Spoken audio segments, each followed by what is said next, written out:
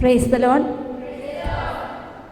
ഈ എല്ലാ പ്രാവശ്യത്തെയും ധ്യാനത്തേക്ക് അപേക്ഷിച്ച് എനിക്ക് പ്രത്യേകമായിട്ട് ഒരു അനുഭവം ഉണ്ടായത് നമ്മുടെ രാവിലത്തെ പ്രയർ, മെഡിറ്റേഷൻ, കണ്ടംപ്ലേഷൻ, അത് ഒരു അനുഭവമായിട്ട് നമുക്ക് മറ്റേ ഇങ്ങനെ പറഞ്ഞ് ഇങ്ങനെ ബാഹ്യമായിട്ടാണ്, പക്ഷെ അത് ഉള്ളിൽ അനുഭവിക്കാനായിട്ട് സാധിച്ചു. ആ യേശുവിൻ്റെ ആ സാന്നിധ്യം നമ്മുടെ ഉള്ളിൽ അനുഭവിക്കാനായിട്ടുള്ള ഒരു വലിയ ഒരു അനുഭവം, നിറവായിരുന്നു അത്.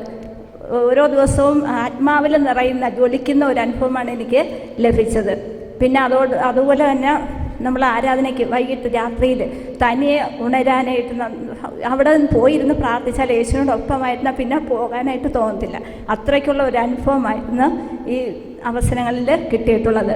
പിന്നെ ഒത്തിരി പുതിയ അനുഭവങ്ങൾ, പുതിയ കാഴ്ചപ്പാടുകൾ, ബോധ്യങ്ങളെല്ലാം ലഭിക്കുകയുണ്ടായി. പിന്നെ ഇവിടെ പറയാത്തതായ ഒരു ഇത്, നമ്മുടെ യേശുവിലുള്ള അത് പറഞ്ഞ് യേശുവിലുള്ള വിശ്വാസം എന്ന് പറയുന്നത് പ്രമാണങ്ങൾ കാക്കുന്നതിലൂടെയെല്ലാം യേശുവിലുള്ള വിശ്വാസത്തിലൂടെയാണ് രക്ഷ പ്രാപിക്കുന്നത് എന്നുള്ളത്.